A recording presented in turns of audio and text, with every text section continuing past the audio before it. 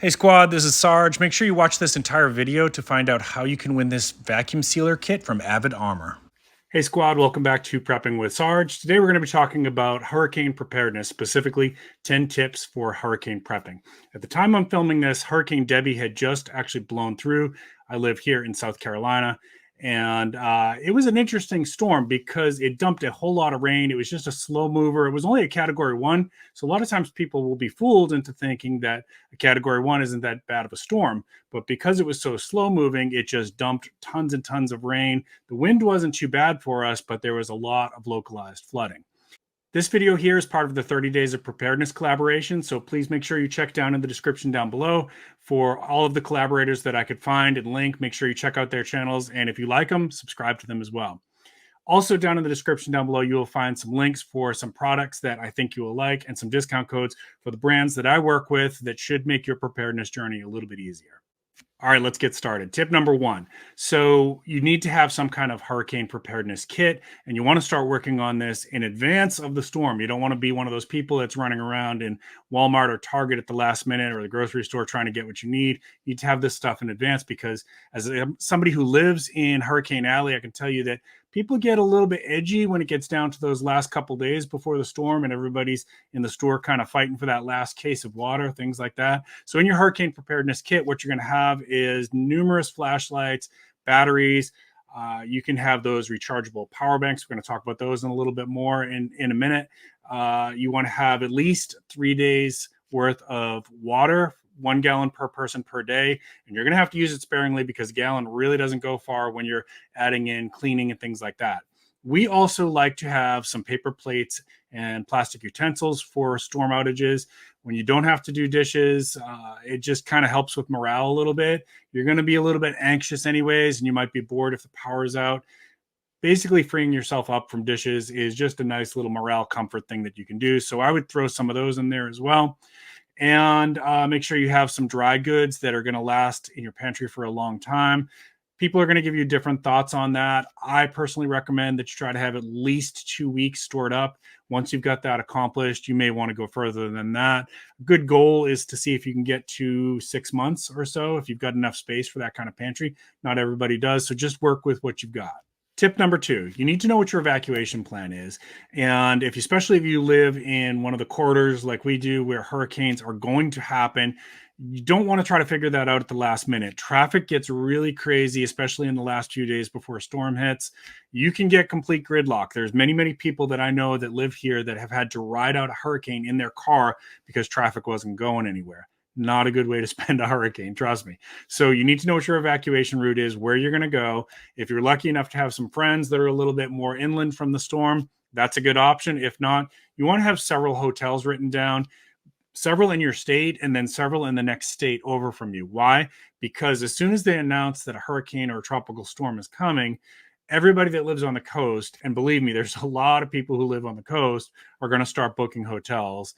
And it can be really hard to find a room, especially if you've got pets and especially if you wait to the last minute. Have all that information ready to go so that when it's time for you to make your evacuation plans, if you're going to evacuate, then you don't want to do that at the last second. Tip number 3. All right, securing your home and your property. So here's what you do need to know. Looting does happen, and I've done some videos on this before. In fact, I'll try to remember to go up and link one of those up here, up near the top somewhere, and you can check that out. Let's get briefly into it. So if you're going to evacuate, and we typically don't unless it's like a catastrophic Katrina type storm, but if you're going to evacuate, check in with your neighbors, find out if anybody is staying in the neighborhood.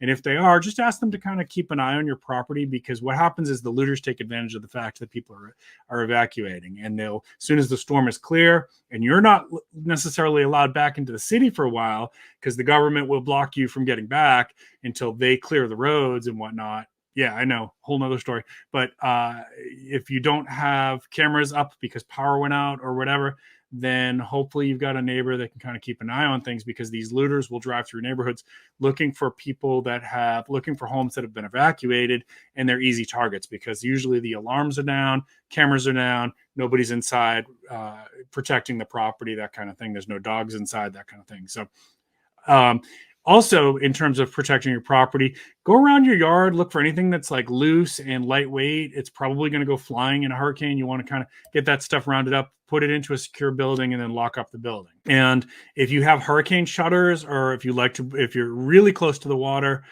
then you might want to board up your windows, that kind of thing. Just something to think about, and have all that stuff ready to go, staged, ready to go long before the storm is here. You don't want to be scrambling around saying, where are hurricane shutters, when you've got 1 hour to go before the storm.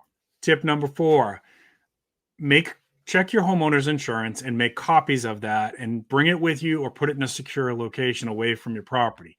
The big thing here to remember is that you really need to check your homeowner's insurance carefully. Not all of them cover hurricane damage. Not all of them cover flood damage. You need to look at that. We purchase additional flood insurance for our property, even though our property is never flooded, just because we live in a city that is very, very prone to these storms, and they seem to be getting worse. At some point, it's possible that we're going to have catastrophic flooding in our area. You want to have good insurance for that. And generally speaking, these insurance companies don't want you purchasing a policy 3 days before the storm. They find that kind of suspect, and you might run into some problems. Get that done well in advance. Tip number 5. This one always surprises me, but you need to stay informed, right? Like, I know not everybody likes to watch the news every day, but if you don't, you're not going to know if a storm's coming. I actually know a lot of people this last time with Debbie that had no idea that the storm was coming in because they just don't watch the news. So if you don't like to watch the news, and I get it, a lot of people don't, the media, there's so many problems with the way the media is run right now, then at least like follow those alerts on your phone. One thing that I've told my audience before is to go to your apps section of your smartphone, download your local channel that would have the weather for your area, and download that and turn the emergency alerts on. That should give you a heads up. Also, if you don't like to watch news on TV, then find some sources through print media that you like to read. Also, a good weather radio is another option. I'll try to find something on Amazon if I can, and put a link for that down below if I can find something that I think that I would feel comfortable recommending for you. If you're a little bit technically inclined, a Baofeng radio, you can get one of those, and they're good for if you ever want to get good at like comm skills, if you want to expand on that later on. But you can program it just to have your local weather alerts, and turn it on and check it to use it like a weather radio. Now, the primary difference that I've found is that the weather radio will actually make this loud buzz and tell you when there's a flood imminent or tornado imminent in your area. So you have to weigh the pros and cons of that, or you can get both. All right, number 6, and I can't emphasize this one enough. The first time that we encountered a hurricane here, I didn't know how crazy this situation would be. Fuel. You need to, if you live in one of these hurricane prone areas, as soon as they say that a storm might be coming your way, you need to top off your gas tank. And every time you get an opportunity, keep topping them off. If you use a fuel generator that needs gasoline or diesel or something like that, then go ahead and fill your canisters. And then worst case scenario, like if the storm passes you by, use them in your vehicles or whatever you want to do with them. And then just kind of keep rotating it. If you store fuel, that's okay. You can keep rotating it. I used to store like 25 gallons of gasoline, and I would just like rotate it by every month or so, pour it into my vehicle's gas tank. So that's another option for you. And there's things you can do, like Stable is a product that will extend the life of that a little bit. Or if you're just good about rotating, your fuel usage and make it part of your prepping chores, that's an easier way to go. But at least at minimum, you want to top off your gas tanks, because what will happen is you will get a fuel run in your city, and the stations will run out faster than they can get it filled. Okay, I've seen this a few times here now, and it generally happens as soon as they start announcing that a storm might be coming your way, is when people are going to start panicking and they're going to buy up a lot of fuel. And it can be really challenging to get your car filled in the days right before and right after until they can get restocked. So if you might have a boss that says, hey, there's a storm going on, but too bad, you got to get in. Or maybe you have an emergency at your house and the house is no longer safe, so you have to evacuate. You want to have fuel for your vehicle.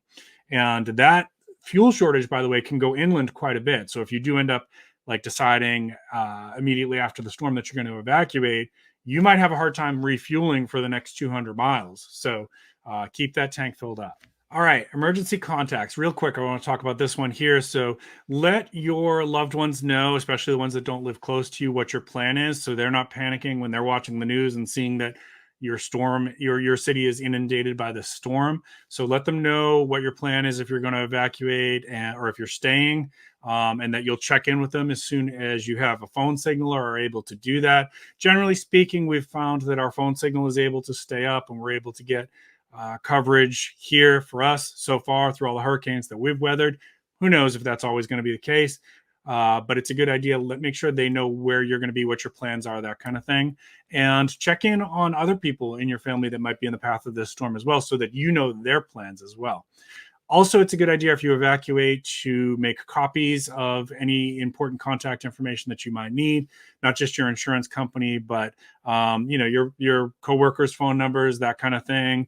You want to make copies of anything that you're not bringing with you. Maybe you're going to bring like bank account statements or write the account number down somewhere, or at least email it to yourself or something like that, so that if your house is completely destroyed, because that can happen, unfortunately, then you've got some of the most important information is still with you or accessible to you. Number 8, backup power. So if you have a storm like even a category 1, it's a pretty good chance that you're going to lose power. So it's nice to have some backup power, right? Now, even if you don't have like a generator that can run big stuff in your house, even those little power banks will help out quite a bit in terms of like recharging your phone. If you've got rechargeable flashlights, which I recommend for people that they have a mix of battery powered flashlights and rechargeable battery powered flashlights. And in fact, I have a brand that I work with that I'll link in the description down below, Powertac flashlights, and a discount code for you for that. But also, right, if you've got a solar power station, that can really boost your capabilities quite a bit. Now you're talking about maybe you can run some lights, you can run some fans, you can charge up your laptop, and maybe you've got some entertainment on there or video games and things like that to keep the kids busy, right? So you can do a lot of things if you've got some backup power. Is it a necessity for most people? No. Is it something that will improve your morale? Oh, yes. Trust me, a lot. If you've got fans going when it's really, really warm and it gives you just a little bit of cool off, absolutely. And if and along the same lines, you need to have some other way to cook, right? So we are on gas here, so we're pretty much always going to be able to have that gas stove going. But if not, we've got some backup options as well. You can do a little propane stove. So maybe you've got a fire pit in your backyard, all kinds of different options, just sterno stoves, all kinds of different options, but have an alternative way to cook as well. Now, I'm also going to put in the description down below a link and discount code for a solar panel company, a portable solar panel company that I work with called Sunjack.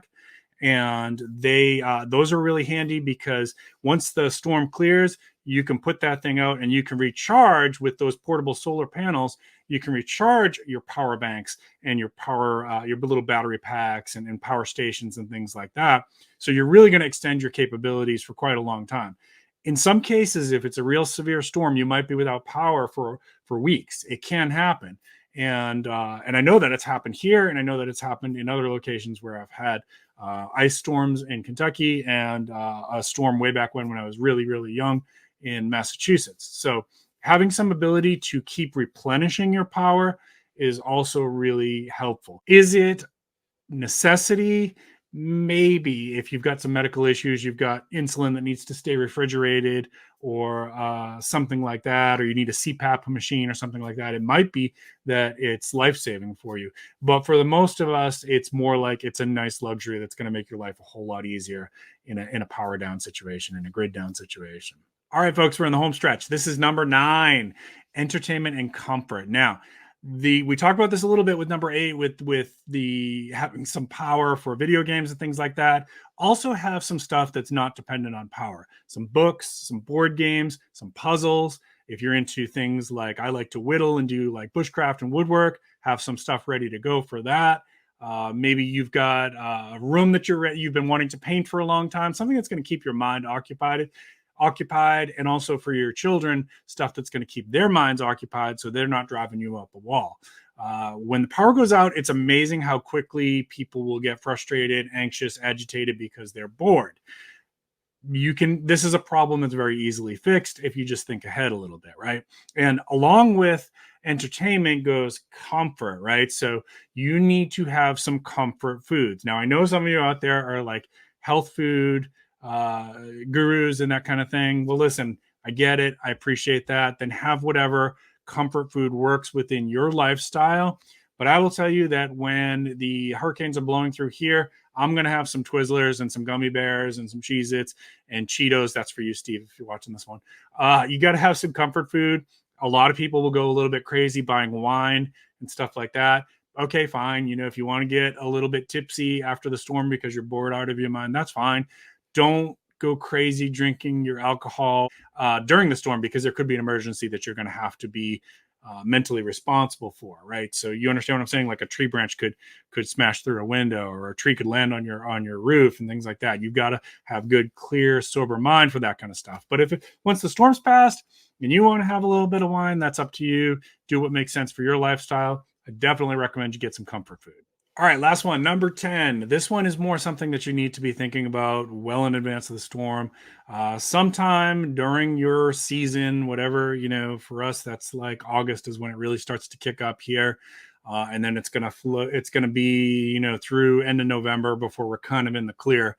You want to do things like go around the house and maybe around your property and cut down any like dead branches that are close to your house, because they're easy targets for the wind to knock down and hit your window. Maybe you want to clear out your gutters, go up on your roof, check your shingles, things like that. Basically, you're going to check the overall structural integrity of your property. If you know there's areas that are prone to leaks, try to shore those up as best you can. Maybe you need to get some sandbags in advance, things like that.